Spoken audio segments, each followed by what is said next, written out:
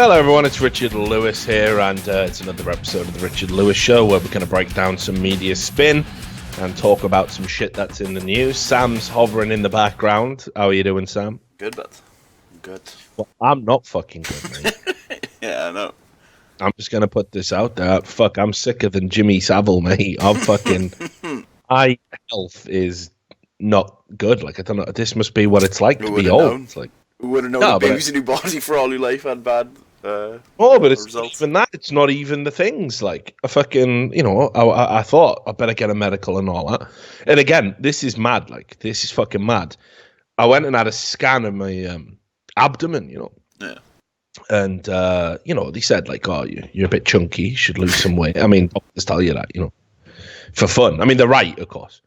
All this fat is fine movement is absolute nonsense. There was another study recently that shows if you are fucking obese, you're just going to get all kinds of cancer. Like, it's just you're going to get the big kind. The thing is, you have less chance of beating cancer as well. Like, that's what doctors want to tell you, because when you get cancer, it's too late to tell you to get into shape. But like, if you have cancer and you're in shape, you have a much better chance of beating it. I mean, cancer will make you real thin real quick, though. Yeah. It'll eat you up. You know what I'm saying? So maybe. But yeah, like being obese is fucking bad, and I'm on the threshold. So I went and had a scan, right? And have you ever had an ultrasound? No. Yeah, I did actually when my appendix was trimming out. Yeah. Yeah, I think so. So, well, you know what it's like then. It's Yeah. like an excitement to being a pregnant woman. Yeah. Fucking lay you on that table. They put this conductive jelly on your gut. Rub it in, just lathering you up. The barber's having a bick, you know what I mean? Smash it in there, and they get the ultrasound, like, which is like one of them old handheld scanners he used to use. You just get it right in there under the ribs. So anyway, I've been down this road before and got away with it, and I thought there's no way I'm getting away with it now. My drinking, now that I'm on TV and I actually got a bit of stress in my life. My drinking's pretty fucking evil. You know what I mean? Like, it's not that I'm hurting anyone, but I'm just gonna go to hell anyway because I'm drinking that much. Like, but look, I wasn't an alcoholic. I didn't hurt anyone. I didn't run a kid over in a car, drunk driver. But you just got to go to hell anyway because it's just not acceptable. We can't set the standard of letting people like you through. Yeah. Exactly. Like, what would it say to all the people who just kept it moderate? Like, if we let you in, So anyway, I had a scan, and long story short, I couldn't believe it. Doctor fucking said your liver is like a newborn baby's. Nothing wrong with it. Like, nothing wrong with your pancreas. Nothing wrong with your liver. The big two. This guy thought he was hard. Yeah. Like, I thought, like, I could just imagine it in my head because I really let it on thick. Cause I'm always honest with a doctor. People, you got to be honest with in your life. Be honest with your tailor, right? Don't suck it in when they're measuring you up because it's their job to hide it and make you look good. Be honest with your barber. Tell him I'm thinning at the back. I need you to make it not as bad, right? And be honest with your doctor. Everyone else, lie to them. Like, just straight lie to everybody else, bar people. But the doctor, came in, and I told him, I drink all the time. I was savage when I was younger. I put things in my body I didn't even know what they were. Like, you know what I mean? Yeah, whatever, but you fine. And he came in, and he was like, thought you were fucking hardcore, mate. That's the most disappointed, clean bill of health that doctor's ever issued. I was hoping to see your liver and kidneys in bits. I wanted to see hardcore cirrhosis. I wanted to see black ridges on your liver, like, you know what I mean? Like the stretch marks on the flabby midsection of a mother of 5. That's what I wanted to see. They weren't there, mate. So anyway, the next thing was the fucking eye. And I've had problems with my eye for a while. I've got like advanced keratoconus in my left eye. I had a orbital fracture in this eye, from boxing and rugby. This whole side of my body is a mess. It is like I stroked the fuck out one day. Like, it's dead on my left. Toast. It's not good, right? So then I got a tear in my cornea, and it just keeps fucking like it's just infected and gross and watery, and I got to have surgery on my eye, and it's just killing me, dude. Like I can't stay awake. It's just like sometimes I wake up and I'm like, "Ooh, this is all right." Actually, I think I've turned the corner, and then the next fucking minute, like I just can't keep my eye open, my left eye, and it's just streaming. And it hurts and it feels like a hot ball in my head. Like, oh, it's fucking rough, dude. Yeah, So I haven't been able to focus on doing the shows, which is why we haven't done a podcast for a while. I'm up bright and early because I haven't been to bed yet. So this is the only viable way that we can do a podcast before my body starts to collapse and eat itself. So I've been in bed, right? And I've been watching films just in bed, like on Amazon Prime or whatever. And I made a mistake, mate, because there's one film, right? Everyone talks it up and says it's great. And I've just been like, nah, it's going to be shit. My brain, like, I know enough about life to know that is going to be an inarguably bad film. You know, it's going to suck. I'm not going to watch it. But everyone else out there in cyberspace, oh, it's so good. There's a sequel coming out. I can't wait. Meh. So in like my fever, in my fucking delirium, I caved. And I thought, well, you know, it's like rice, you know? How can a billion Chinese people be wrong? Yeah. I thought, fuck it, I'm going to watch it. So I watched John Wick, which is hilarious, by the way, just the name of that, because it's got very strange connotations to me, the word Wick, because I won't get into this nightmarish called Sound. Well, I had the lecture off an old doctor when he's had my prick in his hand saying, you want to watch where you're dipping your wick. So the idea of John Wick, whatever. So John Wick, right? So I watched it, and it's Keanu Reeves. I like Keanu. Good guy. Not a great actor, but he makes it work, you know? And he's just a likable dude. You see videos of him on the subway getting up and, you know, giving people his seat. He rides the subway. You know, had some tragedy in his life. You know, always remembered where he come from. I like that kind of person, you know? Yeah. This film is garbage, dude. It's like thinking garbage. Right, so first off, right, complete spoilers, by the way. If you've not watched John Wick, it's a pretty old movie. If you've not watched it, though, I'm going to fucking ruin it. Like, I'm going to butcher it now. So there's no chance you'll enjoy it. But, right, plot-wise, it begins with John Wick's missus having a die. Right, even though she's pretty young, she's got the big C or something. I don't think it says. But she dies. She dies of something that just gobbles her up again. And she's in hospital and the machine. And there's no backstory to that. It throws you into that, right? So, like, I don't even give a fuck. Like, do you know what I mean? To be outright, I just don't give a fuck because it's like if I just showed you a video of two strangers and like one come out and went, my wife's died. Like, you just, yeah, all right, you're bad, I suppose. It's measurably, but like, yeah, raging. But like, it's not. I'm not connected yet. I'm not in. I don't know you. Like, you have no connection to the characters. Just a dead character, no? I'll put the kettle on, I suppose. You know what I mean? So I was watching it, and she's just dead, and he's sad. And their entire backstory, the only way they could try and make it so you could relate is as she dies, he takes like a bracelet or a necklace, I can't remember which, off her, out of her hand, and it does a flashback, and it's it just shows that he remembered her anniversary once. That was it. You know, oh wow, they're so close. He remembered her anniversary. That's like, so. Anyway, she's dead. He goes back home, and for some reason, she's planned her death so well.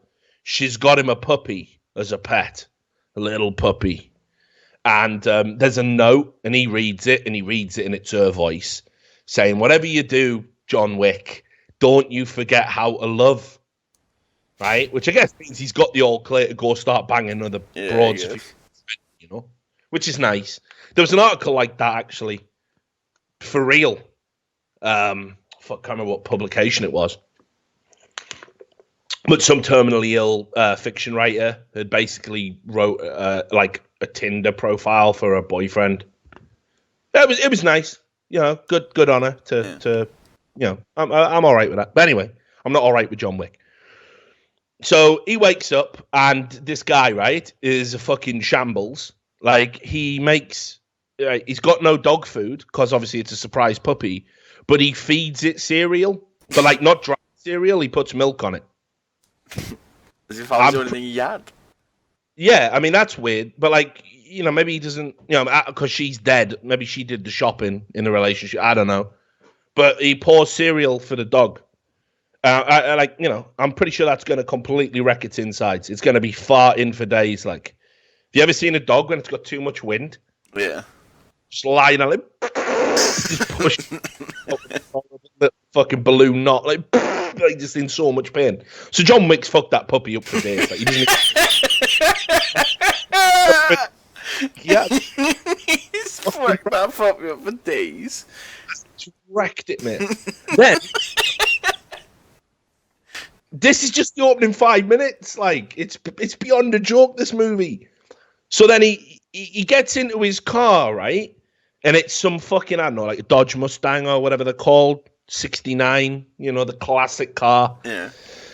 Bing, wife's dead. Bing. Goes to the petrol station, gas station. Could have got dog food if he was driving anyway, like instead of giving him cereal. I think that was the plan, maybe. By the layout of his house, you're supposed to know he's quite rich and maybe doesn't need to work. And while he's at the fucking gas station, just filling up his car after having a drive with his hands in his pocket, right? The cunt who plays Reek in Game of Thrones is there, Yeah. right? And he's talking Russian. And it's garbage. It's like when someone tries to do Suka Bled in like Counter-Strike. Terrible accent. And he keeps alternating between a really over-the-top American accent and a really over-the-top, give me your rubles, Russian. Dude, this shouldn't be hard. Like, pick one and be good at it. Like, don't fuck up both. Like, and he comes up to John Wick, who's doing fuck all, and says, nice car.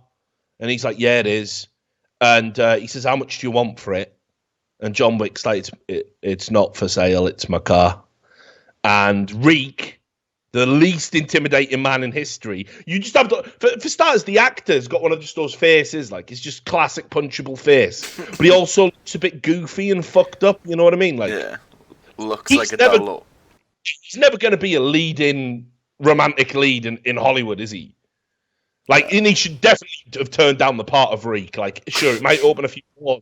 But, like, you are always going to be that castrated loser from Game of Thrones. Like, every part you're going to get is just going to suck ass. It's going to be like, oh, we need a goofy-looking, pathetic loser with no balls. Who should we get? Guy from Game of Thrones? Hey! Like, that's all. His agent's just going to be there. Got another script for you. Do I have my dick in that one? Nah, it's gone, mate. You do for half of it, then it gets cut off, I guess. That's sliced off for no reason. Oh, go on then. At least to get half a dick. So he's talking to John Wick, and John Wick's like just having none of it. And he says it's not for sale. And this least intimidating, dickless loser goes, "Everything has a price, bitch." And then another guy, a grown up, comes over and says, "Sorry about him. He's a fucking retard or whatever." Sorry, he's got no dick. He's a bit angry. Angry, like. He's on testosterone supplements, you know. He's going to enter a transgendered wrestling contest. Or topical.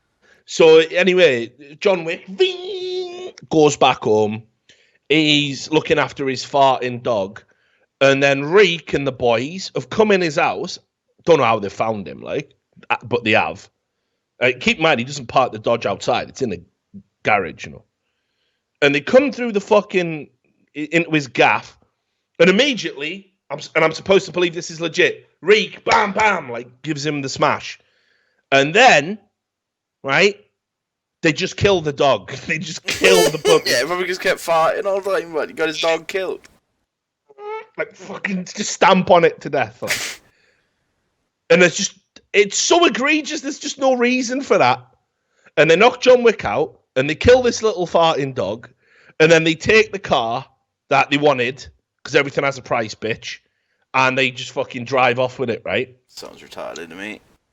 Now, it turns out John Wick is the hardest bastard who ever lived. How'd he get wrecked out straight away by Reek? In that, but he's the hardest bastard who'd ever lived, and he used to work for the Russian mob that Reek is in. Right. He worked for his dad, and he's retired. And he got to retire because they set him an impossible job where he had to kill everyone. He had to kill like all these other criminals to establish Russian mob dominance. Like the end of the usual suspects. The boat. Yeah, exactly. Like going on beyond that. You don't know what it is, but he just said, I set him an impossible task because I didn't want him to retire. But he met a girl and he loved her 5 years ago before the disease hit her. And like, I set him this impossible task, and he did it. So I just let him retire because he's obviously fucking hard as fuck, right? He's double hard cutting. Time to pack it in. Now, the killing of the dog and the stealing of the car triggers John Wick. And he decides that he's going to get back into killing everyone for no reason, which was his job. And here's the thing, though. The Reek meets his dad, and his dad goes, do you know who that car belonged to? And like punching his own son in the stomach. And he's on the floor, like all reeked up to the max. No! It's not coming out. Like, whoa! It's John Wick. And then it just cuts to Keanu Reeves in the basement of his house with a sledgehammer, smashing up his solid concrete floor. Just, yeah. What the fuck this is all real. And underneath the solid concrete floor, just a bunch of guns and that. And later on, though, he kills a bunch of people in his house, and a copper turns up and sees a dead body and goes, are you back in the game, John? And he goes, oh, I'm just tying up some loose ends. And the cops go away. Why would, in that case, would you need to bury these guns in your house? Cops just know in his house. It's mad. So many things, dude. But anyway, the point I'm trying to fucking make is don't you think you might have mentioned it to your son, who was also in your mob and was apparently at the time John Wick was killing everyone? Yeah, and just lives in the same town as John Wick for some reason. You all just live in the exact same city, I guess. Why wouldn't you just say to him, right, you can do whatever you want because you're my son, but you know that John Wick? Like, this is a photo of John Wick. Do not fuck with him for any reason. And it's just lazy writing. It's like a blues song. I come home from my dead wife's in hospital, some guy stamped on my dog, it's like, now I'm back in the game. Why didn't they just, right, if you're going to have the wife die, why not have like 5 minutes of them having a kiss and a cuddle and that, and do some exposition going, I'm so glad I retired from killing people, baby, like in bed, and then have a home invasion and she gets killed? Because you got to understand, John Wick kills everyone. He kills everybody, like hundreds of people, like it's just nothing, all over this dog, because it symbolizes hope or whatever. So it would be way more believable if he did it for his wife. So why not just do that? Why make it about a dog and a car? Oh, mate, I was so triggered. I was so triggered at how bad it was. Anyway, he's just wrecking everybody for no reason. And he's got like 3 different styles of fucking gung fu, like where he's just blah, blah, blah, blah, blah. And he can just blow everyone dead. And like some of the scenes are all right, like, but again, massively overhyped. I got told, oh, the acrobatics with the guns are so like, nah, it's like that film Equilibrium. It's on a par with that. It's like not a big deal. He kills everyone with a Russian accent in a variety of ways. Some ways funny, some ways not funny. Some woman hit person, I guess that's the right term, gets involved. And there's all this mad shit. Like, he goes to a hotel with the skinny black dude from The Wire. And, right? You know, the one who, I know him. Chief. Yeah. the one who just goes mad in season 2 and goes, "Who leaves a kilo of raw on a?" He's like a copper the entire time, and then just one scene he goes hood. It's mad. Anyway, so anyway, like he's in a hotel, and they've got this currency of like gold coins, which means you're in the gang. You're in, Right. and I thought, oh well, this must be a hotel for just gang members because they've got all these rules about, like, oh, don't kill each other on this sacred ground and stuff. So I thought, oh, it's like a neutral ground for hitmen and Russian mobsters and that shit. But someone breaks into his room and tries to kill him in the middle of the night. And fucking Daniels from The Wire rings up and goes, "Sir, we've had a noise complaint." Why are you letting... It's real. "We've had a noise complaint on your floor." Why are you letting regular people into this hotel? What is... Oh, mate. Like, anyway, so it gets to the end, and he's killed everyone. And keep in mind, like, the dad, the head of the Russian mob, is old as fuck, dude. He's easily, like, 56. He's getting on. Yeah. He's fighting Dick Rover. And John Wick has killed Russian hitmen and mobsters and, experts in Krav Maga and all this shit. Like, he's just tortured everyone. And then it gets to this old boy. Well, you should just kill him, right? Like, easy. He drops his guns and that and has a fist fight with him, and he struggles to batter him. Like, this guy, honestly, he's supposed to be the biggest double-hard cunt of all time. I'll wreck this old cunt. And do you know how he gets him? Right? Because obviously, being Russian and that, he's got to be sneaky. It's like Russian stereotypes in movies. He says, "Come on, John, like old times." And they have like a fist fight. I don't even know why it would be like old time, whatever. And he pulls out a switchblade, and John Wick thinks, "I know how to fucking beat him here." Gets his arm and goes, "Bleh," and stabs himself with the switchblade. Yeah, right? But not even in a soft part of his body, right above the vital organs. And then he wrecks him and takes it out of himself and stabs it in the guy's neck, and he dies in the rain. And then John Wick goes to the nearest place to get better again, and that's a vet.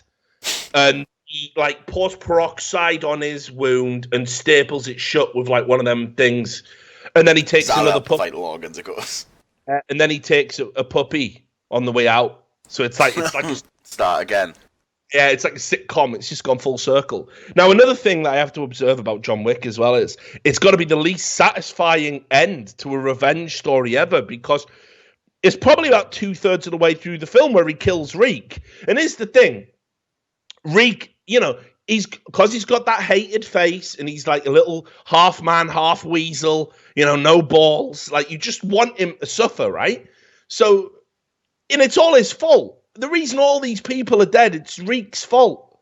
So John Wick, yeah, he gets him. He goes to a base. He picks a load of people off with a fucking sniper rifle, which for some reason, even though it's one of the massive ones, like you could blow a fucking tank up with it, when it hits you in the head, it just goes zip, and a little bit of blood comes out. Your head would pop like a fucking melon, by the way. You're firing an anti-tank gun into someone's brain. It's just, blow! They could have done that. They didn't. He gets in, and Reek's on the floor going like, "No, man," and he just shoots him in the head twice, and that's that. So, sound. Could have been the end of the film. And that isn't even the end of the film, no. Because now, even though his dad says, "Oh, it's all right, you killed my son," but he was Reek. Yeah, who really cares about him? Yeah, I was disappointed, to be honest. For some reason, he then hired somebody to kill John Wick, who's an old friend of John Wick's. Everyone loves John Wick, by the way. That should have just been a better name for the movie. Everyone loves John Wick.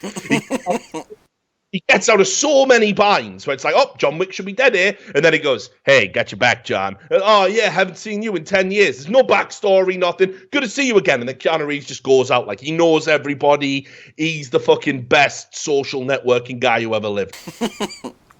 But anyway, Willem Dafoe is his old mate, and Willem Dafoe gets hired to kill John Wick, and for some reason tries to do it, misses, stops trying to do it, meets John Wick and goes, "Yeah, I'm not going to kill you, by the way, sound." And then because he didn't kill him in time before he killed his son, the Russian guy kills Willem Dafoe. And that's just going to make John Wick angry again. You just calmed him down. Like, he just calmed down. Like, he just got over the dog. He killed your wretched son. It's over now. Just let him go back. Have a bong.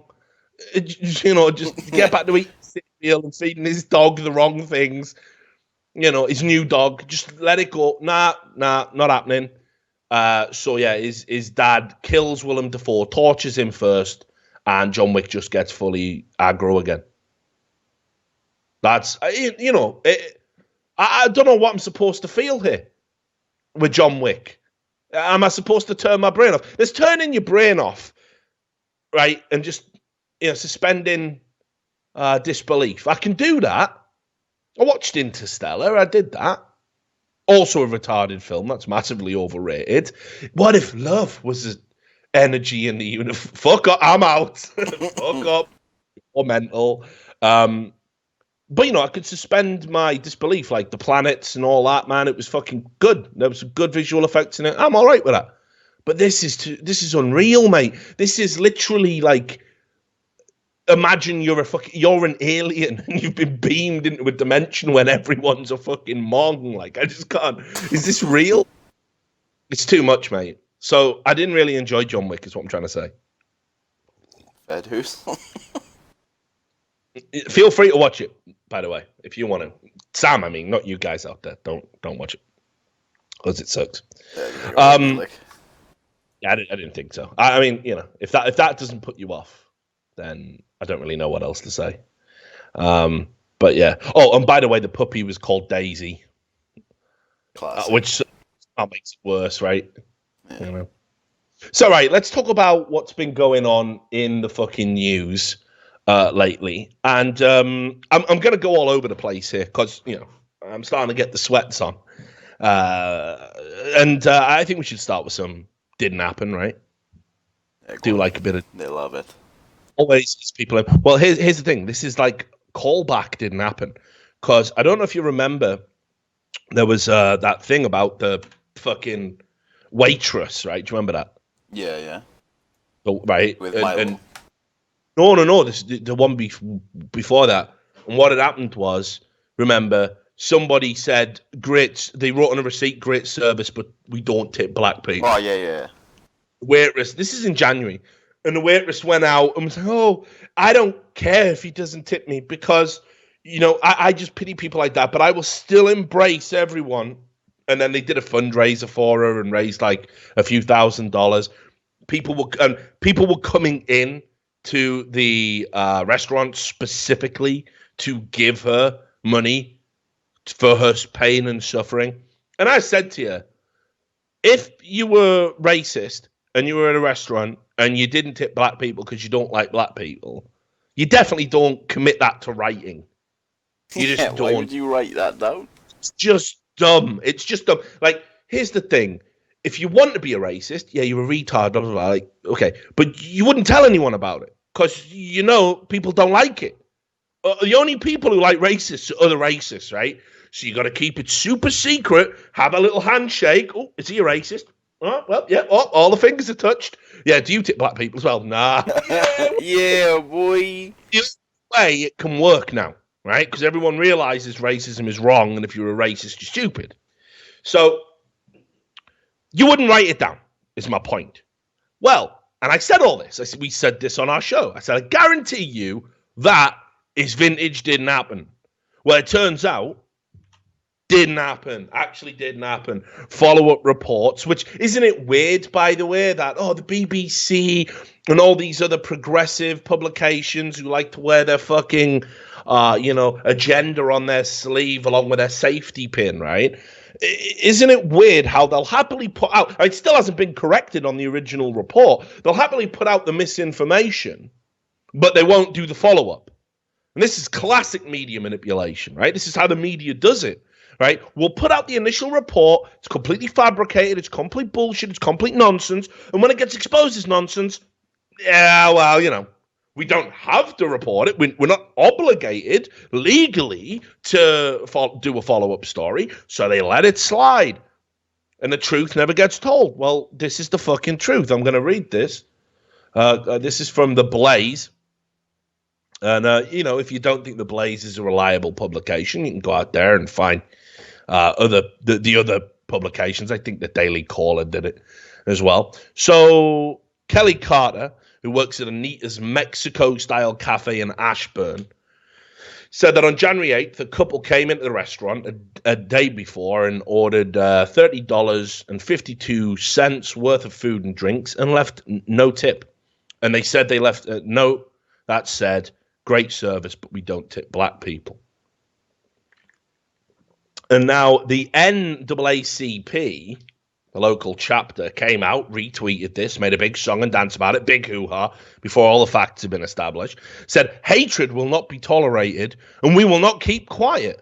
This has been confirmed and did happen. So they even said, "We have confirmed did happen." Their words on the tweet, did happen. So imagine how I feel, right? When our fucking catchphrase, the only good thing in our shows, the only good thing come out of our relationship together, Sam, is "didn't happen." And they've appropriated it, mate. They've appropriated "didn't happen." Our culture, what? Exactly. I'm not having it, mate. I'm going to sue the NAACP for using one of our inverted catchphrases. You can probably do that now.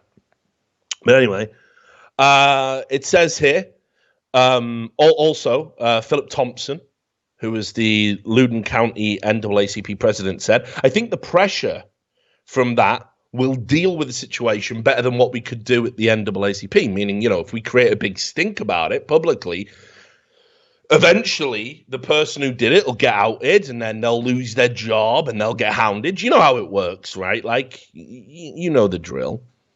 And they even went so far as to say, oh, no, this is the owner of the restaurant, sorry, he said it's kind of in line with the political landscape. It's disheartening. Well, it's how many more fake hate crimes have to occur before people think maybe this is one of them? I'm not talking about like you catch, 4 genuine neo-Nazis with swastikas carved into their foreheads and wife-beater vests and Doc Martens stamping on somebody, and it's filmed. Like, yeah, hate crime, right? For real. That Indian dude who got shot. Looks like that's a hate crime. I'm still, though, I'll tell you, the only testimony about what he said going into it, is from people close to the relatives and stuff. So I'll still wait and keep an open mind, but I'm pretty confident in saying it's a hate crime, a genuine one that did happen. But there's been so many fake ones, and when one doesn't feel true, can we all just hold off before we start banging the drums and saying hate crime and this is the political landscape? So they did a campaign for this waitress, $3,674. Right, as a tip for a $30 reasonable. Anyway, so the lawyer for the unnamed couple, because people figured out who the couple was and stuff locally, of course, so they had to lawyer up, and the lawyer's called Daniel Hebder, and he said that his client's reputation has been smeared and the restaurant must correct the record publicly. He said in a statement, "Our client did not, nor would ever write anything about refusing to tip African Americans because of their race. Our client has no ill feelings towards African Americans." And what's interesting is they got terrible service and they didn't feel like tipping for terrible service. So what they did is they tipped 1 cent. And I know from my experience, the very first time I ever visited America, and obviously coming from Britain, where you earn a tip.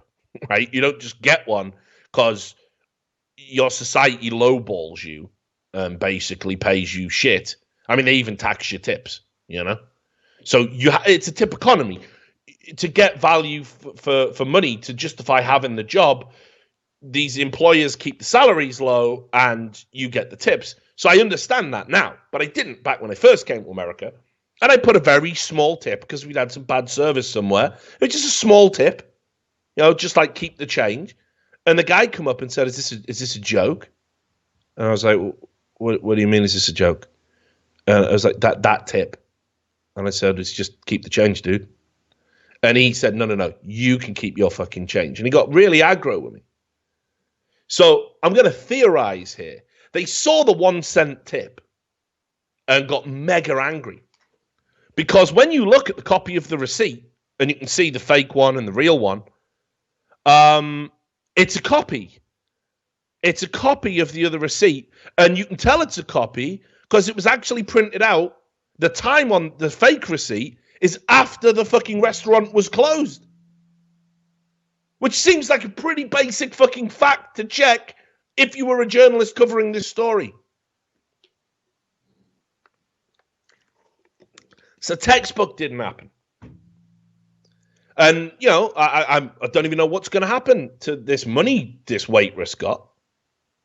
That's like almost $4,000, $3,500, let's say, on good intentions. And it's a scam. It's bullshit. So is she going to be obligated to give that back? It's mad. So let me have a look, because I got a bunch that didn't happen. A big old bunch didn't happen. Here's another thing. Since we're talking about fake racists, right? And fake hate crimes, it's very rare BuzzFeed does anything that I'm willing to talk about, apart from, you know, the retarded stuff. But they uncovered this thing where it turns out, you know, like the EDL, right? Obviously the English Defence League, not to be confused with the Base Defence League. BDO. No, big nasty. So it turns out that there was this tweet that went viral from Terry Johnson, right? This account, and it's Chelsea Football Club EDL. Born in 1963, Chelsea fan all my life. Proud new grandfather, EDL and Britain's first. Love the pub and football. Not keen on foreigners, deliberately spelled wrong. Or minorities in general. Location, down the pub. Right? And this account, right, which is, I mean, first of all, that, you know, haven't been on the internet for a while, I would think that was a troll account, probably. I'd lean towards it. I've seen real accounts like that, I won't lie. Some people are thick and can't spell, but, you know, that reeks of troll to me, all right? So here was one of the things that he tweeted to Anthony Joshua, the boxer. Get out of my country right now, deport this Muslimic. Right? Right. And if you look at the Twitter account, it says, good night down pub with EDL boys. What's the difference between ET and an immigrant? At least ET made an effort to learn English, and in the end, he fucked off home. Right. This is a troll account, right? Well, anyway, his tweets were going viral, and people were saying, right, look, Twitter's got a racism problem. Well, it's not. It was just some 19-year-old teenager having a bit of fun at the EDL's expense, and everyone was up in arms about it. BuzzFeed actually uncovered that this person is part of a group of people that have, like, you know, multiple fake EDL accounts. Here's his justification for it. The EDL are a bit of a joke. They aren't really like the American alt-right. The alt-right is mostly internet-based, and most are at least capable of holding a debate. The EDL is full of fat, bald alcoholics. The wife is left taking the kids, and all they have left is EDL rallies and fights and football hooliganism, spending all day down the pub moaning about foreigners and the aforementioned wife. So it was a piss take the whole time. And look at all these other accounts they got down here. Stevie Chopper done. Stevie Chopper, that, isn't it? What? Richie Chopper Lewis back. He's back.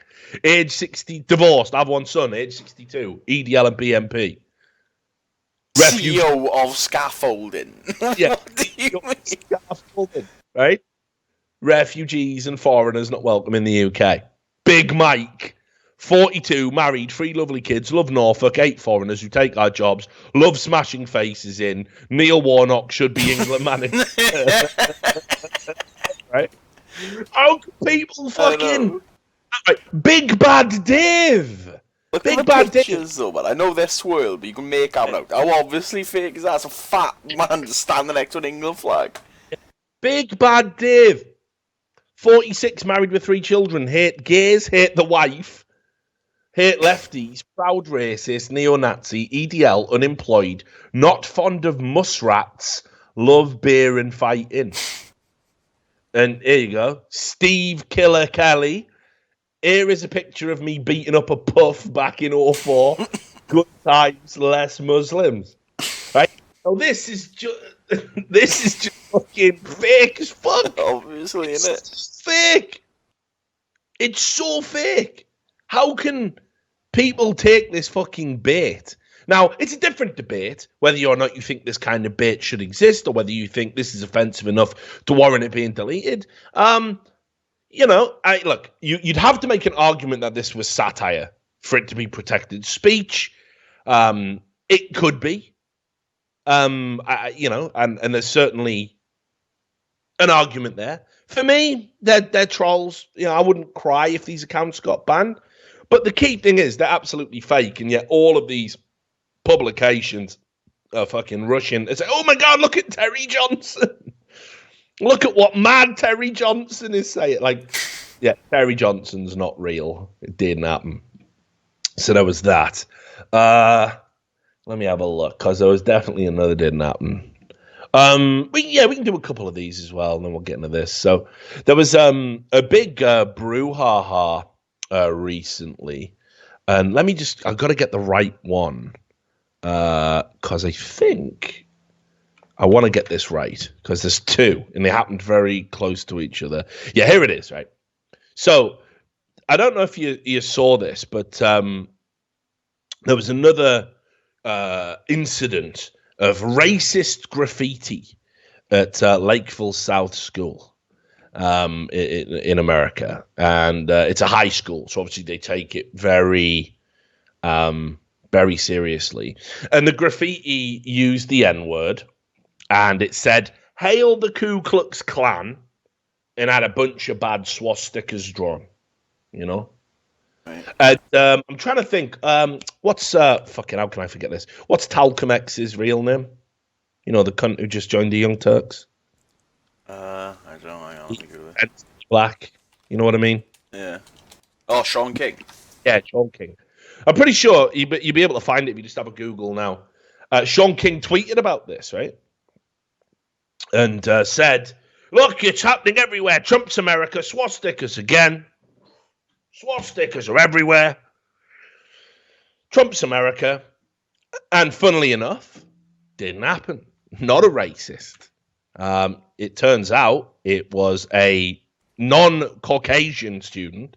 I think the photo was released and the person was black, but they've described him as non-Caucasian for the purposes of the media, and is someone with significant special needs. So basically, that just sounds like he's a leftist. He's just lost his mind. But he's, gone and done this. And it was caught immediately. And it came out. And people didn't wait again before they had the fucking hysteria. And obviously he's going to be disciplined, but the special needs are going to get taken into account. And obviously fucking, Sean King and all the rest of them who were tweeting this out didn't mention this bit. Didn't update it, didn't tell everybody. Whoops, jumped the gun a bit there with my race-baiting bullshit.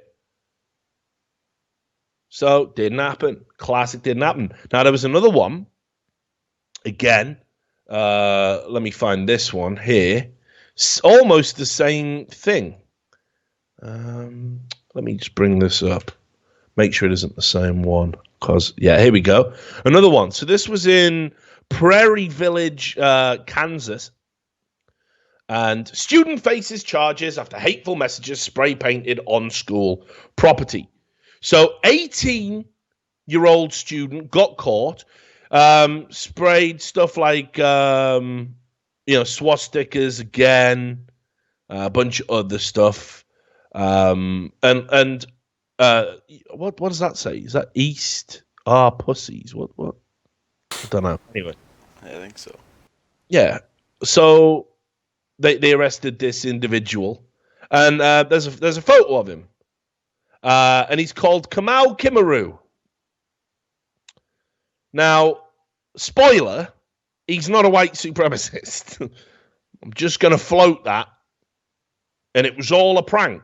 But again, this was reported in the media as proof that we have an increasing amount of white fucking supremacists.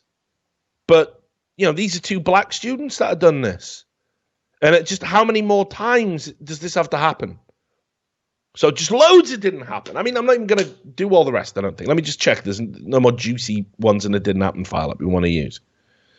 Yeah, we'll save the rest for another show. I'll tell you what would be a good segue, though. I got to find it, man. I haven't even sorted the files here. The Sarah Silverman. Oh, yeah, hang on. Get that for me. There you go.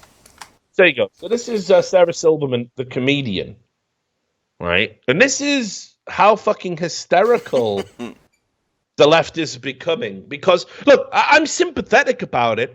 I talk about it on the show. I'll probably segue from this into something something I do want to talk about this mental illness that is here. And, I've seen Paul Joseph Watson calls it Trump derangement syndrome. I think it's something a bit more profound, actually. I'm not too sure this has anything to do with Trump specifically. And what I mean by that is I think there's a lot going on. There's like... You can never just pick one thing and say that's the reason why. It's a bunch of stuff.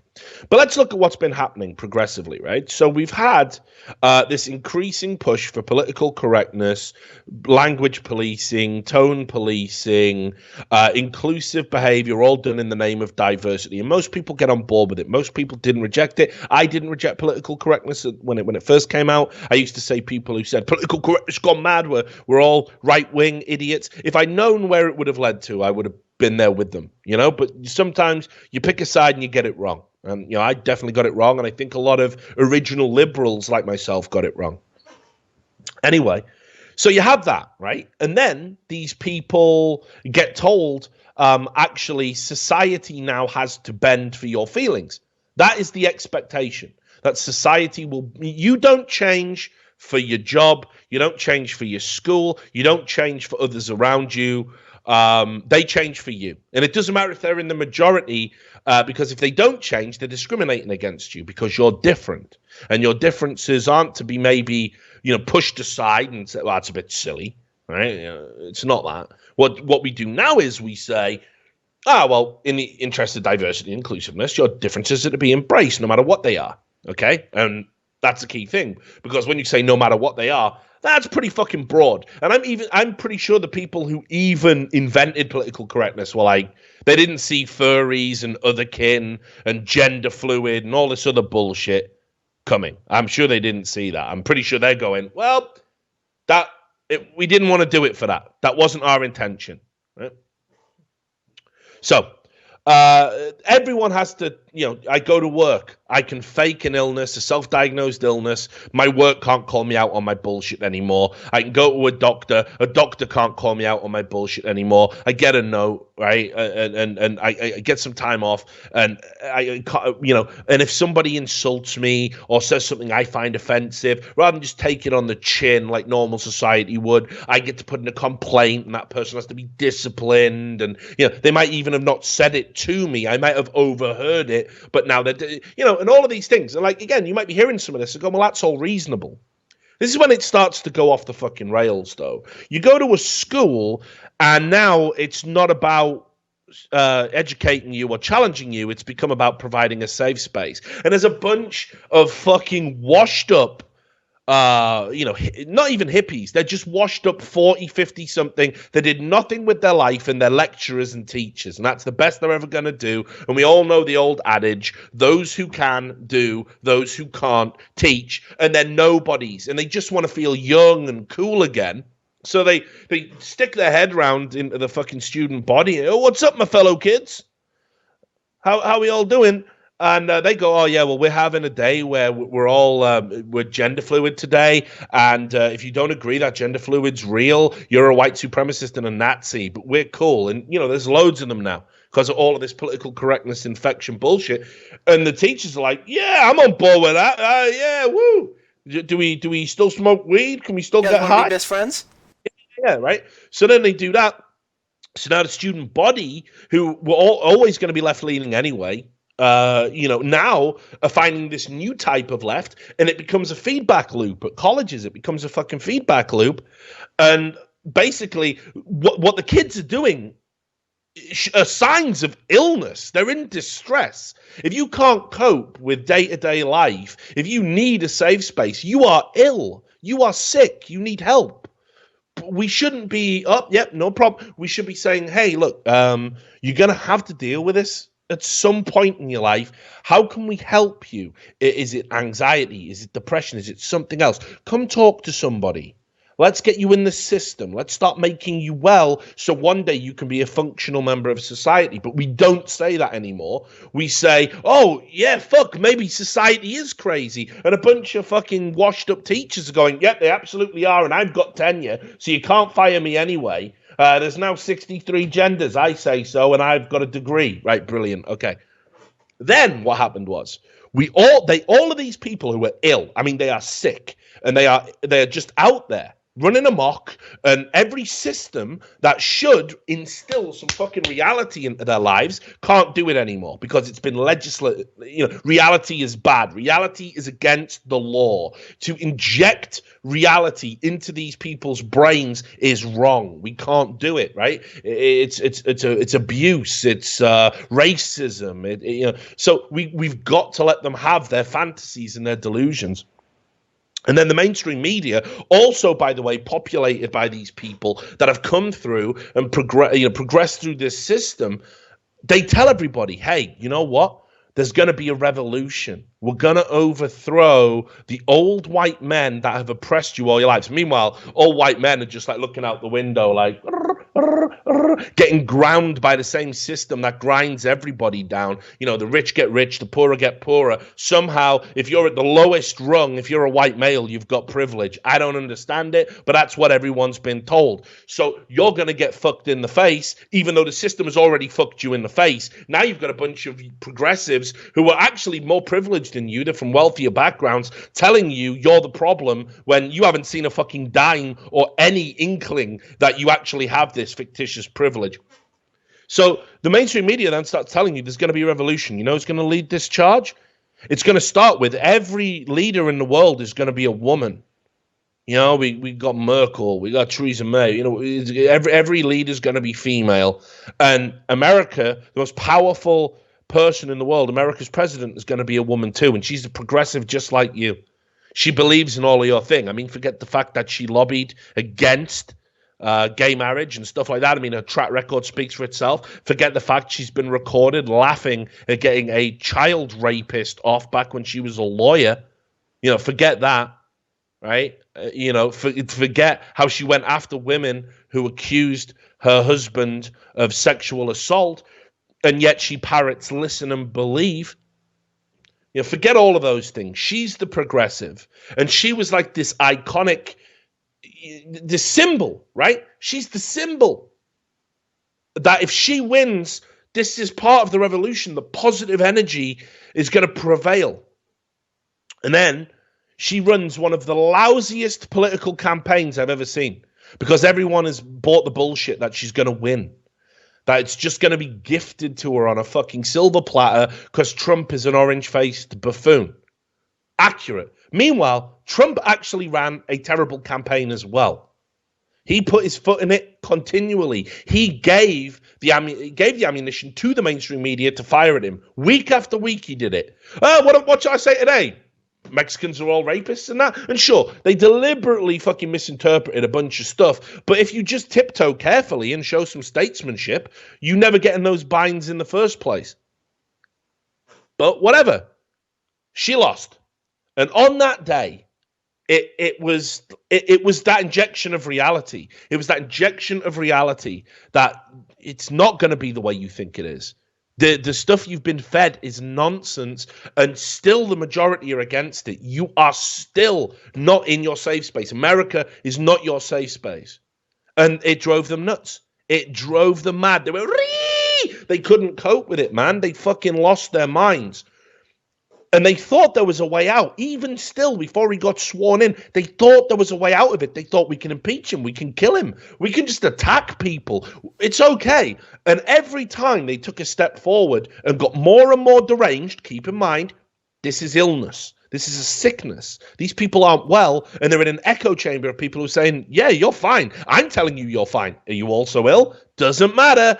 We're all fine now. Right? And they kept pushing the boundaries. They keep pushing the fucking boundaries. Let's attack people for free speech. Let's burn our own university to the ground for accepting an invite from the Republican students at our university, people from the student body. Let's burn our own university. This university was super privileged to be at. Let's burn it to the ground. Let's do hundreds of thousands of dollars worth of damage. Meanwhile, the police have been told, yeah, they're just fucking mental, mate. They're just ill, but they're also pretty wealthy, and it'll be a political shitstorm if we go in and smash them like the Nixon era, so don't do it. So they've even got the privilege of not being arrested. Even the police at this point are feeding their delusion that this type of behavior is okay. And meanwhile, the mainstream media keep ramping them up and ramping them up and ramping them up and telling them that everyone who disagrees is a racist, everyone who thinks their way of life is wrong is a fucking racist or a homophobe or a bigot. And it's just got progressively worse. Now we arrive at a point where the dust has settled. You can keep going out and having your little fucking march. Seems like there's a march every weekend for something. You can do all that, but nothing's going to change. You're not going to impeach Trump. It doesn't matter how much bullshit your pals in the media make up about having ties to Russia, no evidence. It doesn't matter how much the fucking deep state tries to fuck him over with wiretaps or whatever. Didn't happen. Turns out it did happen. You get, it doesn't matter. You're stuck with this. And this failure to adapt is everywhere. And this is what this is. This is another type of illness. I can't even imagine how bad I would feel if I was one of these people, if I was like a progressive and I had just woke up and I went outside and I believed the shit that I had been fed from a teenager right the way through every system. I watch the media. The media tells me there's racists out there who want to kill me. That everyone's a bigot, that only I am the educated liberal. It's just us. We're a super small group. Turns out you're a very privileged and wealthy group. You exist in all the big cities. But I couldn't imagine what it must be like. And this is what happens. Sarah Silverman goes for a cup of coffee, sees swastikas. Look at these things. In what world are they a swastika, by the way? Yeah, no, right? It's not even close. Like, what kind of fucking ham-fisted Nazi? Like, what, did he lose all his fingers in a bandsaw at the last lynching? Is that what happened? It doesn't look anything like a swastika. It looks like a fucking S with a line through it, or if you tilt your head a little bit, an X with a little bit wavy. The letter X or the letter S. They're the only two things that it could vaguely look like. She sees a swastika. Well, they're construction symbols. And you can see Stephen Miller here rightly mocking her. And I thought maybe this is a joke. I thought maybe Sarah Silverman had got a bit of self-awareness and had snapped out of the delusional fucking void. Like, I thought she'd freed herself from the illness. I thought she'd found the cure. I thought she was ready to engage with reality again. Well, no, it turns out she was being serious. And she just said, well, you see swastikas everywhere now. And when you're Jewish, she has made some of the most off-color jokes out of any comic I've heard in the last 10 years. Like she's made jokes about rape, made jokes about race. I think she's even done blackface. And yet she's going to get offended by fictitious swastikas. Now, just to tie everything I was just talking about together, a bit of a tirade, I know. Right, but there's an article. I think it backs me up in what I've been saying all along, that I think there are a bunch of undiagnosed mental illnesses, because mental illnesses can be environmental. It's not just all chemical or whatever, right? Like they can be environmental. There can be factors that bring on mental illnesses. And I think there's a bunch of stuff that relates to social media, that relates to everyday interaction, that doesn't. It just hasn't been diagnosed yet. There's no name for it, right? Someone needs to look into this and give it a name. Give them names, because there's more than one. And you can see there was this social justice syndrome. Right, this is over on PJ Media. Rising tide of personality disorders along millennials, and you can see quite appropriately, they've got people on a march wearing pussy hats, which, yeah. So in this, they talk about, pretty much what I've been talking about here, like, the idea of the safe space. And it says in 2014, a survey of 100,000 college students at 53 U.S. campuses by the American College Health Association found that 84% of U.S. students feel unable to cope, while more than half experience overwhelming anxiety. We have raised a generation of emotional cripples. They can't do anything. They can't. And this is why safe spaces grow. Go to a campus right now. You can go into a fucking library. You won't see students hitting the books. You'll see students coloring the books. You'll see them playing with Play-Doh and plasticine. You'll see them being infantilized to get away from reality. And the problem with this is if you're already unable to cope when you're in an environment where everything is tailored for your experience and it's still not enough, you need help. You need to be institutionalized. And you remember on a previous show, we did a link to that foundation where, remember, graduates could just go there and pay teach money you how to be a human. Teach you how to cook and clean and do shopping, balance a budget, And here's the thing. As a working class kid, well, and again, I know where you live, and you'll be able to say the exact same thing. I didn't have any of these problems. I couldn't wait to get to university. That was my escape. University was a safe space before I even knew what it was. It got me away from the drugs, the crime, the violence. It kept me out of prison or the army. Those were the options laid out before me. I was like a pig in shit. I'd never had money like that before. I went to the bank. They gave me a £1,500 overdraft immediately, without question. They gave me a mobile phone. They gave me a credit card for another £800. I got a grant. I got a loan. I could apply for a bursary. I went and spent all that. I just went down the road and spent that. I got a massive bin bag full. And I was in a tiny little place, and there was no danger. There was nothing. It was fine, If I hadn't done that, if I hadn't used university as a way to leap out of where I was, I'd have been a nasty piece of work, I think, because I don't think in my environment with the people we knew and the people I grew up with, I don't think there was any other options really. So. It's a class thing. This is a sign of privilege. When you can make an entire educational institution bend the knee to basically allow you, we're not going to have any essays due today because Donald Trump won the election, and we're going to have a cry-in where we're going to play music and everyone's going to tell each other how they feel, and it's just autistic screeching. There's got to come a point where someone has got to say enough's enough. This is actually harming these people. And as I said, that 2014 study, it goes on, It says here, look, at the UC Berkeley riot, somebody said, your free speech is raping and killing us. Just think about that for a moment. Think about the idea, and again, we talk about this a lot on the show. The left, the liberals, the hard left, want to reframe words as violence so they can control words. That's what all this is about, by the way. It's all about control.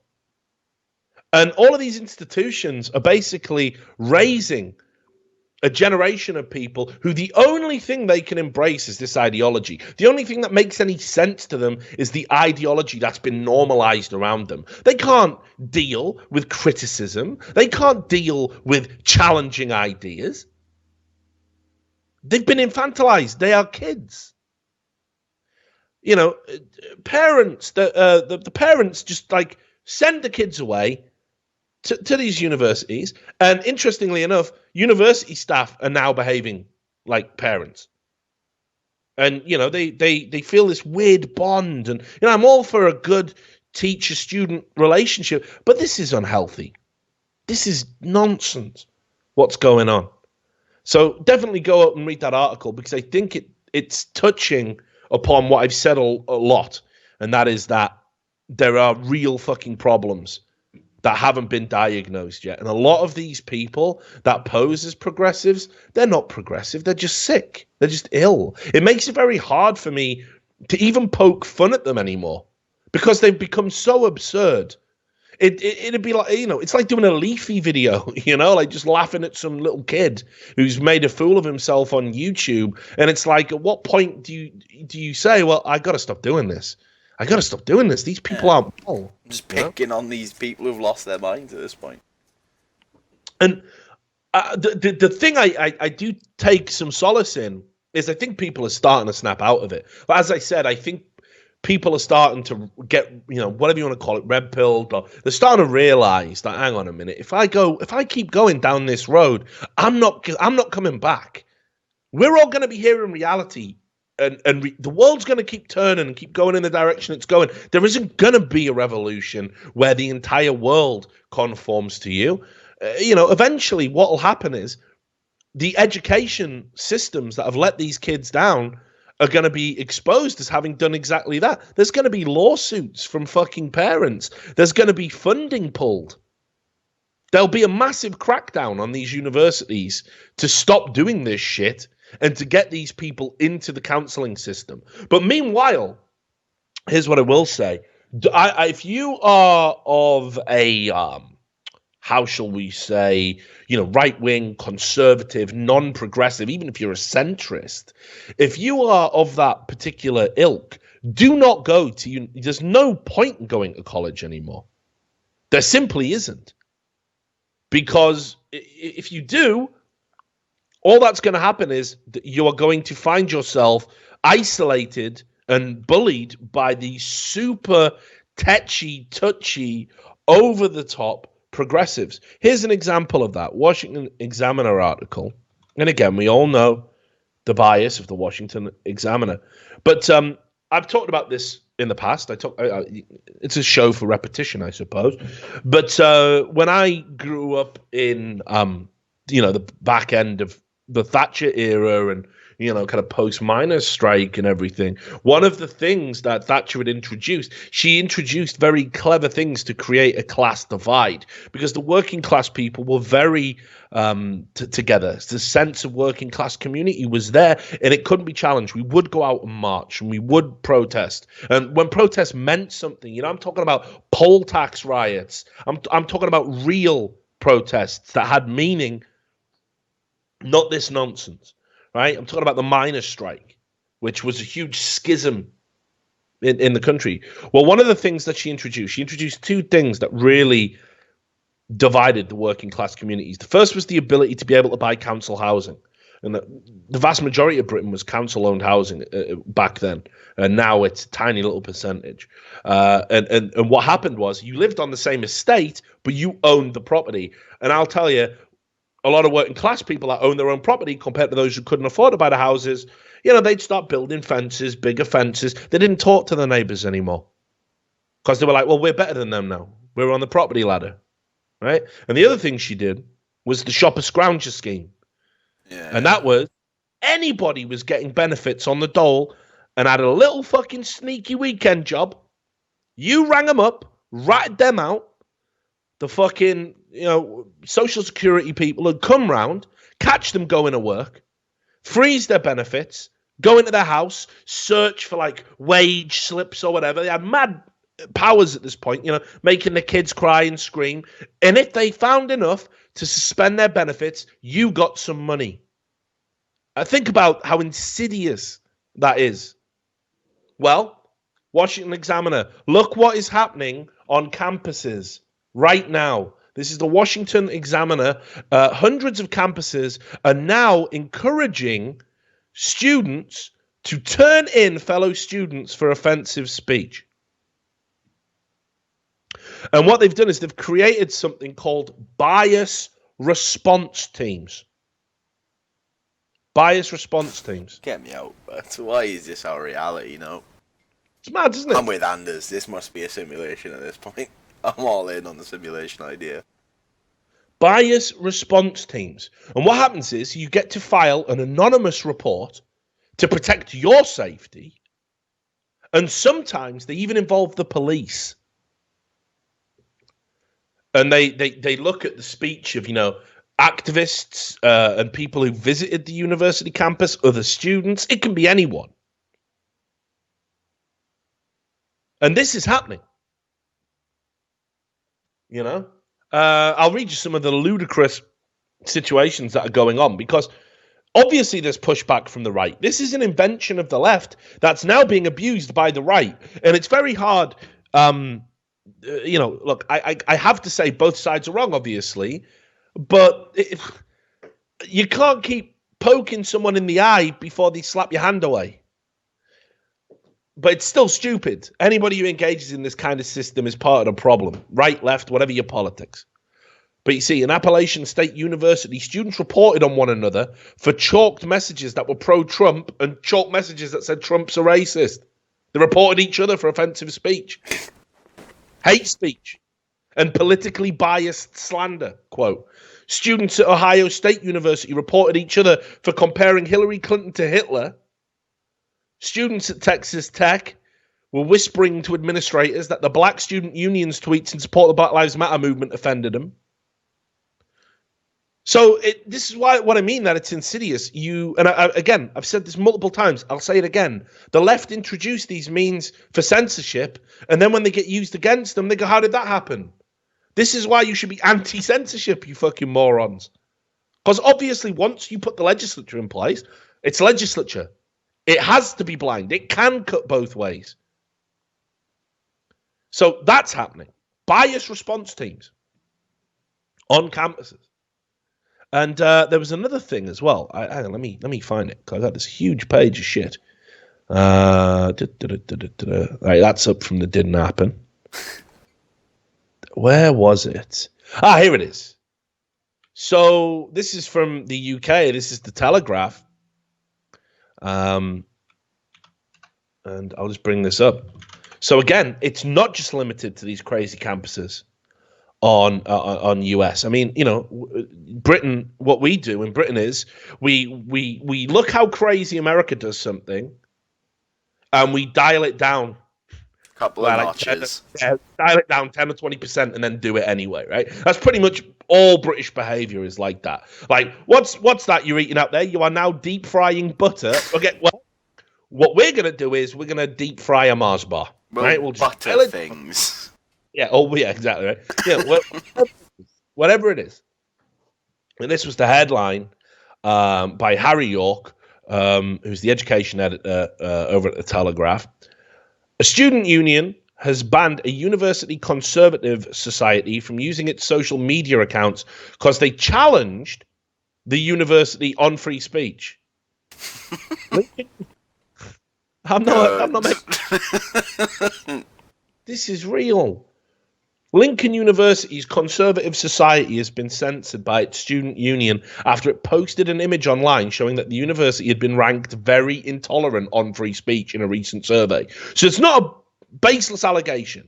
All they did was tweet out the results of a survey, and to prove that they're so, this is a complete misrepresentation, they shut down their accounts and told them they weren't allowed to do it.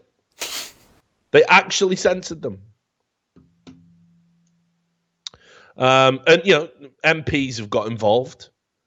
And you can see the Conservative Society, due to student union orders, this Twitter account will no longer be active. So, I mean, again, the self-awareness. What are these universities thinking?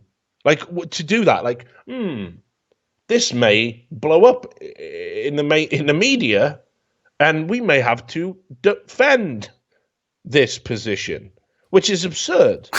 It would be like a satire. It blows the mind. But this is literally where we're at right now. You know, this is the state. You said people are slowly getting red pilled. How long do you think until uni returns to its prior form, or do you ever think it ever will? You know, I look. What made university great back in my day was like what I consider, like I guess I consider true diversity. Yeah, like to put meet in a minds. Yeah, to put it kind of like right. This was my peer group, right? Of people that I met. So obviously boys from Wales, from working class backgrounds, you know, Sandfields and stuff like that in Port Talbot. But a guy from Birmingham, you know, who'd been kicked out of one university, and you know, and was an aspiring writer, now a published writer, Gareth Wood, you know, best writer in Britain, if not beyond, in my opinion. I also we had Haroon, sadly now deceased, you know, from Kenya, and Leroy, you know, from London. Have you heard of Leroy? Yeah, with medieval John, who was half Indian. You know, why do you call him medieval John? Because he just had the outlook of a peasant. Like he was really. What do you mean? He just wanted to serve a king or something? No. Like, his approach to everything was just really fucking like, do you know what I mean? Like, if I want something, I'll just get it. Do you know what I mean? So he's just called evil. Right. What do you mean? Like, he'll trade for it or he'll just steal it? No. Right. Let's say there was some food on a table. Right. Right. What you and I would do is we would go and get like some plates and some knives and some forks. Okay, you just have a grab. He picks it up with his hands and just eats it. So he's just he's a troglodyte, in other words. Yeah, he just had no pieces. And it was crazy because he was from Harrow, I think. And, you know, he's a funny guy. Right? Yeah, sounds like it. Yeah, he was a funny guy. And then there was another, well, you see, I probably shouldn't go too much down this road. Oh, come on, it was uni. Surely the fucking statute of limitations is gone by now, whatever it is. Right, so he had he used to do a lot of MDMA, you know, and I don't know if you know one of the side effects of doing too much MDMA sometimes can be erectile dysfunction. Right. I don't know if it's something to do with serotonin or whatever. Yeah, probably. So Medi had fucking broke his dick through too much ecstasy, you know. So see a doctor and he got prescribed fucking Viagra. Oh, huge. Right, first person of our age I've ever seen, you know, get prescribed Viagra. So one time as a prank, we broke into his room and stole his Viagra, right? Because then we knew he couldn't get an erection without it. Yeah.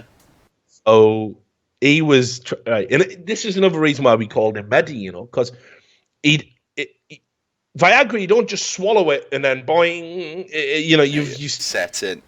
Yeah, it takes a while to kick in. The mood's got to be right. You know, like there's all this stuff that has to happen. So, he couldn't even. So what he would do is he would like pop a blue, go out to the fucking club, and then like he'd get a little bit frenetic, a little bit. If he didn't pull somebody, he'd be no, but look, come back to my room, please. It must be now. You must come back now. No, it's all right, Medi. I'm out. Medi, that was please. And then he'd have to go and drop 60 quid around the corner. That would even have been when Medi got coined, you know, because it was like, yeah, you've just got the outlook of a Medi. You have the seduction technique of a medieval. All right, I thought Medi is in like Medi semi, as in he's always mediumly hard, like at all times. He's just always ready. Education, maybe, you know. There you go. It all works. But yeah, medieval, right? So anyway, we took his blues, and this just broke him, you know, because he couldn't even jerk off, you know. It was. He needed a pop of blue to even, yeah. He's all better now. Like you know, his body fixed itself. Walked it off. Yeah, he walked it off. But anyway, so like you know, he was a character. You know, boys from fucking Gravesend, and you know, it was people, different ages, different economic backgrounds. I mean, that was the key thing. Lots of us were really fucking poor. We were from poor backgrounds. Yeah. We got thrown into university. We had no money, and we lived like, you know, and again, this might sound, I'm not trying to make it too grandiose or pretentious, but you know what it's like when you're working class and you get money. You know, yeah, king yeah. for a day, for a lifetime, right? Sit up against the fucking wall because you've never had money. So money, the accumulation of money don't mean nothing. Just my autobiography. This is right, and that's what it was like. But we also met upper class kids, and we were talking to them for the first time in our lives. I never talked to a posh kid before. I'd never talked to someone from like fucking Harrow. I'd never talked to someone from like, some fucking Eton dropout. I'd never talked to people like this. I couldn't have met them. That's what made university great, because together we all fucking got into hijinks, different backgrounds, There was some real fucking capers, and it was like we introduced them to our stuff, and they introduced us to their stuff. And we shared it all, And I made friends from university I couldn't have been friends with in any other setting. That's what was great about it. Look, you're getting an education. But on top of that, what did I do at university? Most of the time, I skipped lectures and smoked fucking weed, went out, got high, and had fun. Sex was on tap, and fucking drugs are on tap, and booze is on tap. I remember when I got put into student politics, and I actually went out and talked to my constituents. I didn't want it to be about me. I didn't want a career as a politician like a lot of them did. And the priorities were all the same. Cheap accommodation, cheap booze in the student union bar. I don't know what this generation of students is like that says, no, I must know what our official policy on safe spaces is, and what are we going to do to stop hate speech? What the fuck? Chill out. Have a fucking drink. These are the best years of your life. You're going to fuck it up. You're going to spend it in your room with like-minded people feeding these fucking delusions. You're not going to live a day in your life, and you're going to come out of that system in your mid-20s, and you're not going to be able to do anything. You're not going to be able to just live. You're not going to be able to just enjoy yourself. Yeah. And it's a fucking tragedy, dude. I don't understand how people can live without having their opinions challenged. Like, how can you just live a boring day every day just believing the same shit? Like, how do you ever change your mind? How do you ever grow your findings if you never, challenge what you already believe? I don't get how you can live like that. I mean, like I say, it's just sad. I'll tell you another story. I went back to my university, like many, many years later. Right. I took my old friend Gareth from Sandfields, the one who offed himself. We went back. We went, and it was just me and him. We were the fucking party animals. We were like lifetime card carrying members. Right. We had they give you like awards, so you can go back. What, and you can union? Yeah, anytime you just show them your card. It's like being a lifetime member. Right. And we went back, and we were like, we don't really know anyone here. A few people went to uni with had stayed in the area and got houses there and had kids and stuff, but they were partied out, Yeah. So me and Dave's were like, yeah, we'll just meet some young'uns. We'll just party. Yeah, party with the young folk. So we hit the fucking Union bar, and I was going through a phase of drinking something called the Hulk. And the Hulk is you have a pint of Stella, you down the first half, you top it up with a WKD blue, and it turns it green, and then you drink that. And if you can have an Incredible Hulk, you put a shot of vodka in the top, right? So we were drinking them all fucking day. We were fucking lathered up. And then it was like, right, the bar's closing. And it was like 11, for a fucking student bar. We were like, well, all right then. Guess it's time for a party. Got a crate, a turkey out. Went looking for some capers on campus. And we were walking around, and it was a fucking ghost town. I'm thinking the halls of residence must just be empty. Yeah. So we were looking, trying doors, knocking on a few doors. Oh, anyone want a party? Free booze here. Come and get it. Roll up. Nobody's having none of it. So we just went into a hall, and we just fucking opened the kitchen, just sat down. Like, fucking hell, where is everyone? Yeah. Anyway, so we start talking and reminiscing. You remember when, this happened and that happened and that happened. And then some guy came in, and he looked like every student looks like these days, with the short, spiky hair, and the black Hugo Boss glasses, and, about 70 pounds wringing wet. And he came in, and he went, excuse me, who are you? I was like, it's your fucking lucky night, kid. You're drinking with two of the best. Like, come sit down and have a drink. He's going, well, no, I've got a lecture actually at 10 a.m. I'd just rather you left. I'm going, mate, you don't owe us no money. All the booze is free. Just have a drink. We'll get to know you. It'll be sound. We'll have a party. You get some girls over. We'll go wake a few people up. We'll make a party here. No, I just think I'd rather that you left. Because I just really have to go to that lecture. You're in first year. It doesn't even count. You just got to get 36% or 40% or whatever they put it up to. It's fine. Party. No. And it was just dead. It was just insipid. Yeah. So we went and fucking crashed back at the bed and breakfast we were staying in. We went back there the next day trying to see if it was a bit lively. And we went back and I said, right, pint of Stella and a WKD Blue. And we drank them dry. They didn't have any anymore. And I was like, what do you mean you don't have any fucking Stella? Like, it's like week one, a term. And they were going, yeah, well, we just don't sell it. What do you mean? Well, you drank like our term supply of Stella or something. Like, just what are you talking about? Where are the party animals at? And I was just looking around, and every cunt in that bar had the same face as the cunt who came out the night before and said he had a 10 a.m. They were just the same human. Like, it was like just Land of the Clones. Like Hot Fuzz when everyone's a robot and it's the same bar. Oh, how did your 10 a.m. lecture go? My 10 a.m. lecture was very fun. I do not party. I just lectures. Yes. Now, here's the thing as well, though. Like, maybe you're always going to have pockets of nerds. But here's the thing, though. Like, we stayed for one more night. And we watched them cut loose, just as a social experiment. Because I was saying to Dave, it's like, what do these kids do for fun? And we just sat and watched them. And it was just the lamest shit ever. They were like, oh, okay, let's do a drinking game. Right.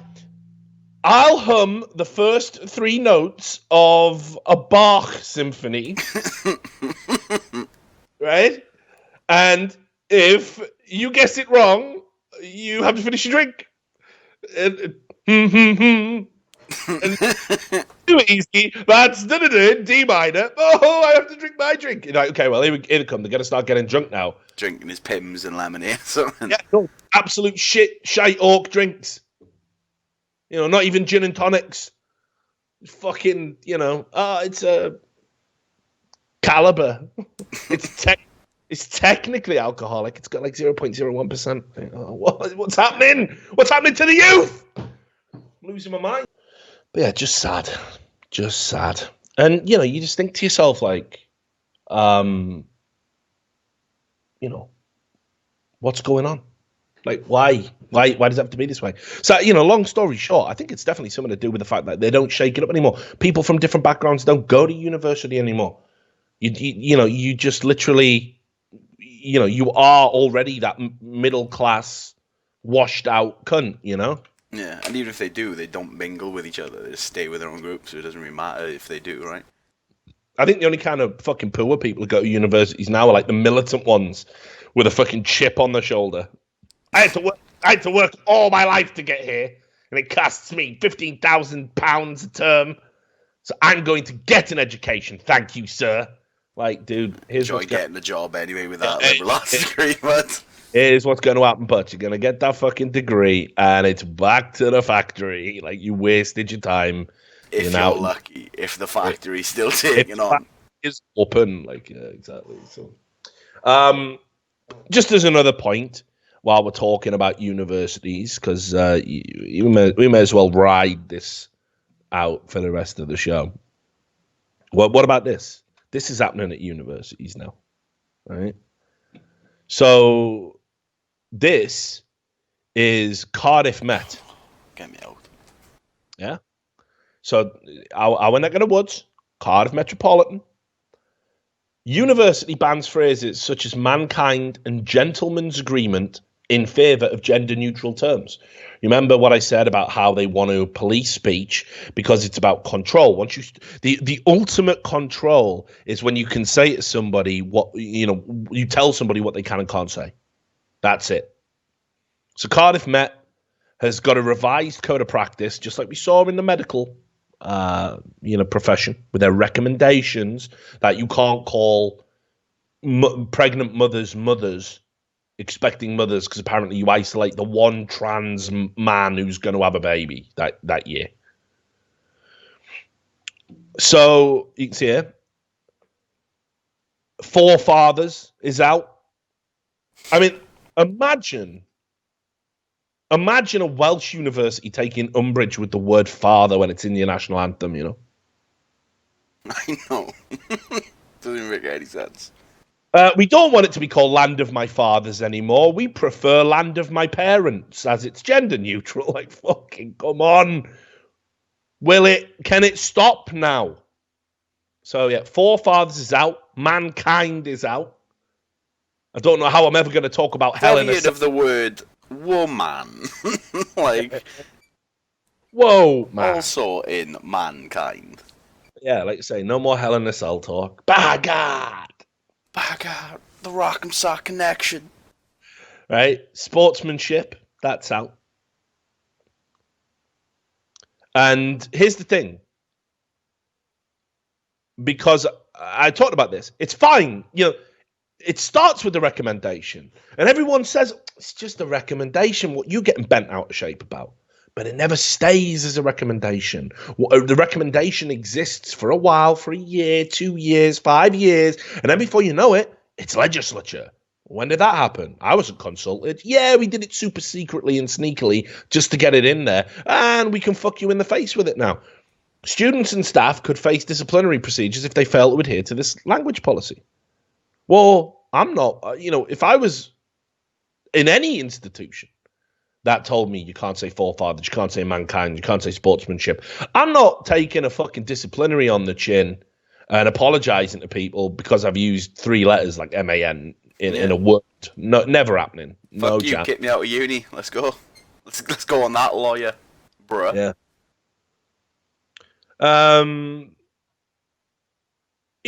As well as that, homosexual and heterosexual should not be used, as they are laden with values of a previous time. But aren't they just descriptions? Well, yeah. I mean, like, how do I find out? I was thinking about making overtures towards you. Are you? Bent. Yeah. What words can I use now? Is gay? Have you got change for a $3 bill? Yeah, it's ridiculous, isn't it? What is this mad word games I've got to play to ask some of these questions now? Laden with the values of a previous time. Yeah, sounds like a fucking fairy tale. What I'm supposed to say is, are you interested in same-sex relationships? Which means, of course, you're now assuming gender, which is a problem unto itself. Actually, I'm pansexual.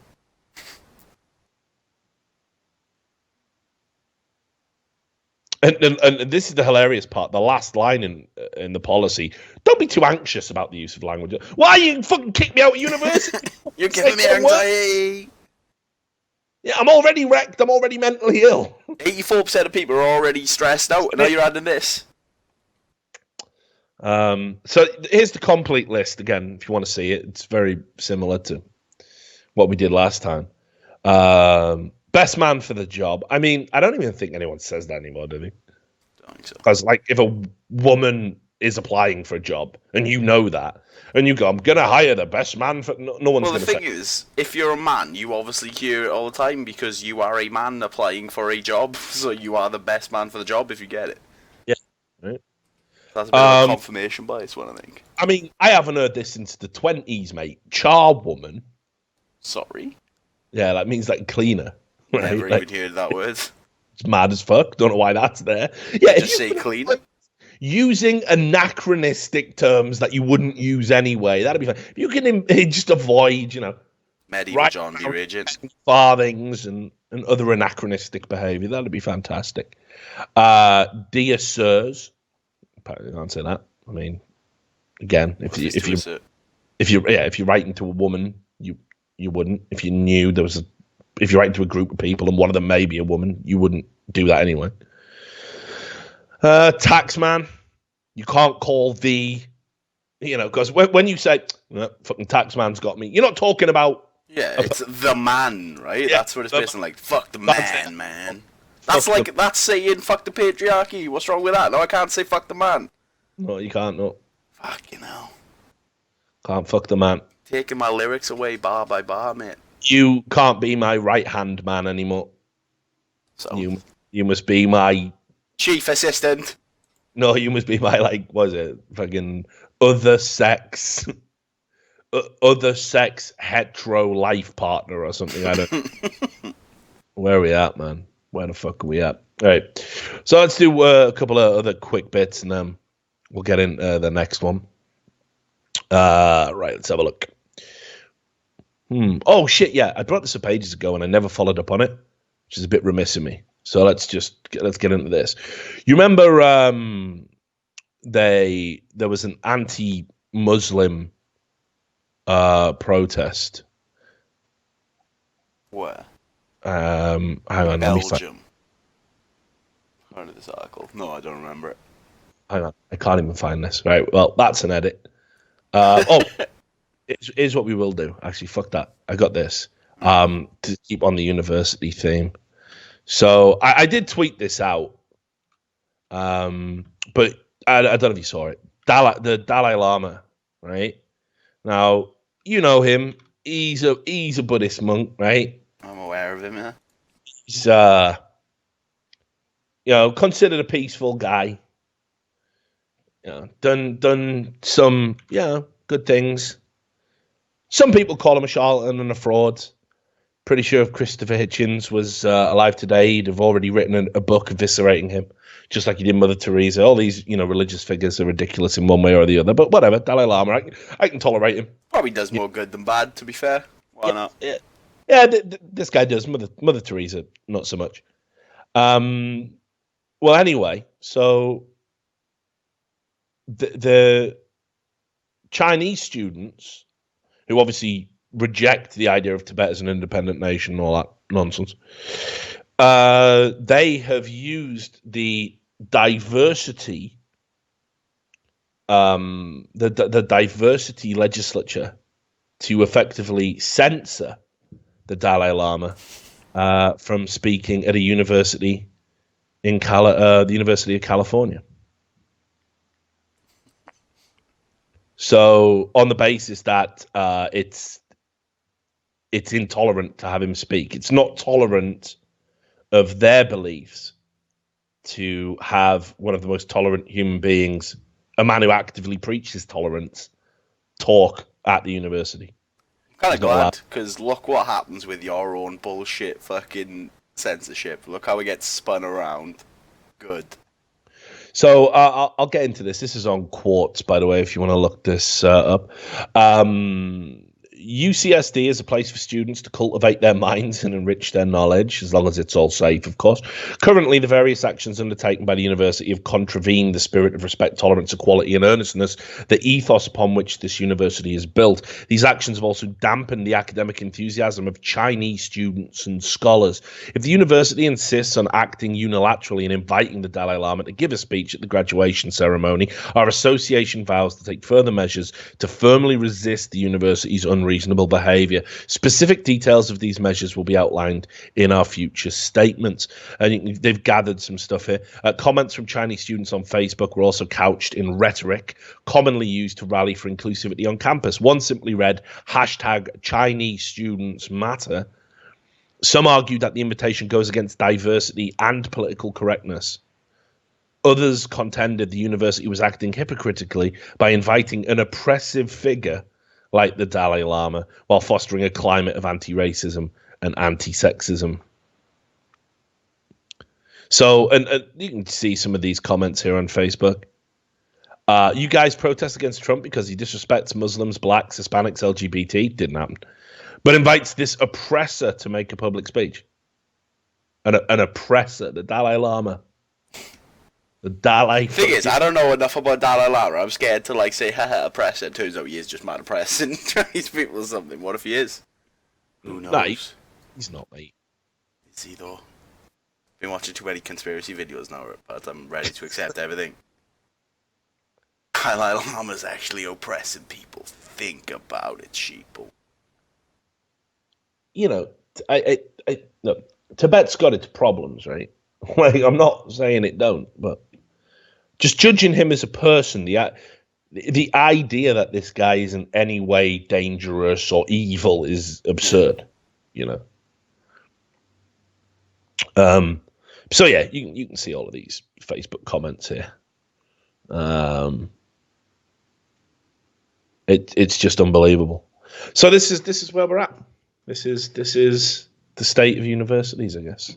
I'll try and end on a funny note. I guess this is funny. Let's do these couple of things. Do you watch The Walking Dead? I used to. I stopped watching because I just couldn't be bothered for the shit any longer. I mean, look, AMC talk about, like, they know how to squeeze something. They know how to get more from less. And, you know, it's been on a downward trajectory. I love the comics, but, you know, what they do is they kind of do, there's like a formula to the show now, and it's like 2 people in a room talking, another 2 people in a room talking, 3 people in a room talking, person talking to another person with a group of people circled around them, bad CGI zombie to boost some action, get the action count in, 2 people talking, cliffhanger. That's like, you know, that's like the shows these days. And it's, you know, it's quite telling. I think you could probably act a lot of the Walking Dead episodes out as like just a stage play, and it would lose lose nothing if you did that, you know. Now that's fine. I mean, you know, the comics were always kind of about those interactions and stuff, but it's just really bad. Like, it's just kind of dragged. It's like a guilty pleasure now. The only reason I'm still watching is because I just want to see how it ends, you know. It's like Game of Thrones. Game of Thrones is better than Walking Dead, though. You know? But whatever. But I'd rather just wait until people tell me how it ends. Fuck it, rather than put myself through the pain. But anyway, so there's a guy called Negan, great character in the comics. Been a bit hammy and, you know, cartoon villain in the TV show. And Negan has a baseball bat called Lucille, right? And it's just one of his quirks of the character. It's a baseball bat wrapped in barbed wire. Lucille, it's his original wife, his woman. And he talks about her, and he kills people with it. He smashes them to death with this barbed wire baseball bat called Lucille. And there's a very famous scene where what Kirkman, the original writer of the comic, wanted to do for one episode was have a death come out of nowhere, out of left field, really surprise people, right? Just because the whole point of the comic is don't get attached to anyone, because, you know, I'll just kill them off whenever I like. Yeah. Is that when he beats Glenn to death? Is that the one who gets wrecked by the baseball bat? He gets wrecked in the comic, yeah. Yeah, that's what I mean. Yeah. So eye popping out, he just smashes his. Well, to select him, who gets killed, because it's all the same to Negan, right? He goes, you know, eeny, meeny, miny, mo, and it's this iconic thing. It's an iconic scene in the comics. It was done for I think it was the 100th episode, 100th edition, like an anniversary. Yeah, I think it was the 100th, not the 50th, the 100th. And it's a big deal. The whole eeny, meeny, miny, mo thing, building up the tension. And they did it on the TV show. And because it's AMC and they want to save money, they kill 2 people, right? So, because why not, right? Momo. Yeah, right. But Momo. They did the old Momo. But here's the thing. They made a shirt celebrating this iconic moment with eeny, meeny, miny, mo on it and a picture of Lucille, the baseball bat with barbed wire around. And it was sold in Primark. And people complained because it was racist. It said eeny, meeny, miny, mo and had a baseball bat on it. And it's a quote from the show, and it got removed. It got banned because people complained and said it was racist. And the reason they said was that way back when people were racist, They used to right? change the words. Well, no, it was eeny, meeny, miny, mo, Yeah, and yeah, what yeah. you catch N-word by his toe, which obviously is ridiculous. Like, again, you can't even believe that ever happened. Like, you can't believe that was a thing, but it was a thing. But they changed it. They, people, they wanted to keep the song because it was catchy, but they just changed the word, the N-word, to tiger. And nobody's singing the original version. No one's singing the bad version. Wait, that's the original version. The tiger one isn't the original version. No, that's what I'm saying. He's beanie, meeny, miny, mo, catch it by the toe. That was the original version. That was the original, yeah. I didn't know that. I thought the tiger was the original version. Well, that's what I'm saying. It's been a tiger for ages. Yeah. It's just catch a tiger by the toe. That's what people say, right? I think I even heard. I think when I was a kid, it went through a phase of catch a rabbit by the toe. Heard that too. Just put anything in there, can you? Yeah, just not another human being because he happens to be black. Like, don't put that. Except for that, like. Yeah. Don't put that there. Why are you catching him by a toe? I don't know what is going on in the original song. Honestly, I don't know what is happening there. But it's not racist anymore. It's not racist anymore, is it? But they a shopper, a guy actually, they named him Ian Lucraft, complained. This job's worth cunt, which is nothing better to do. He's walking around Primark, he sees a t-shirt that says eeny, meeny, miny, mo, and he thinks, yep, I'm having a complaint there. Do some of your fucking life. He said, listen to this, we were shocked when we came face to face. What even it's a clothing, like, what mad stare down are you having with a t-shirt? Like, we were shocked when we came face to face with a new t-shirt with a racially explicit graphic and text. Which it wasn't. What is he on about? Yeah, where's the racially explicit Basically, graphic? he's got angry because he's seen that and he's sung the racist one in his head. And he's like, that just made me racist. And he's had a mad guilt trip. It was fantastically offensive. And I can only assume that no one in the process of ordering it knew what they were doing or were aware of its subliminal messages. See? Subliminal. See? Subliminal clothing.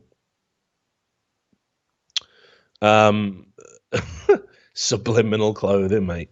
But I read it and it made me say the word. So now everyone must suffer. So apparently he sent a letter to the head chief, the head chief of Primark. The head chief, I don't know what a head chief is, just the chief executive, right? But the head chief, Big chief. Big chief. Shocking racist. Mentally ill. Come on, man. Lucroft sent a stinging letter. Yeah, and just listen to what he put in the letter, though. I assume that with some past incidents that I see have happened with Primark goods, you are anxious to prevent further bad publicity and do not want to offend other shoppers. Listen, Ian, mate, it was just you, dude. Your one letter where you actually blackmail the company has, think about what goes into the making and mass manufacturing of a t-shirt. Right, think about what happened. Yeah, whoever drew that t-shirt was probably about to get rich, and now you fucked their life up.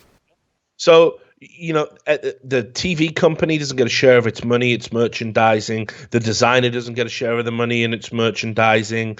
But then all those people, in the sweatshops that have made those clothes, that have labored, with their tiny little fucking bleeding fingers, and, they're about 8 years old or whatever, that made that t-shirt and made hundreds and possibly thousands of that t-shirt.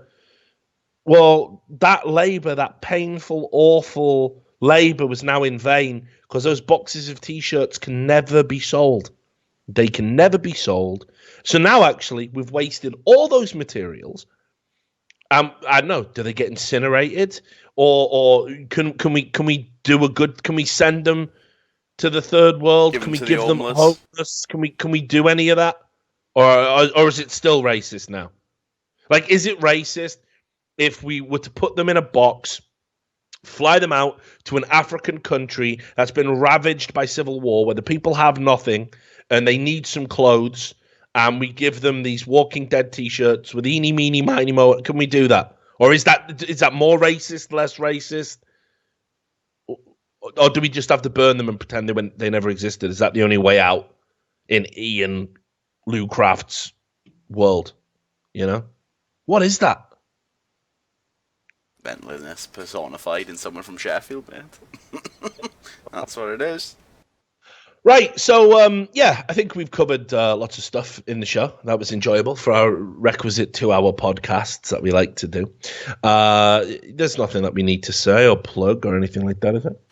No, but just go to the website more. We're finally setting it all up. You're gonna put out a breaking news article soon. Yeah, I got some news coming relating to CS, of course. So.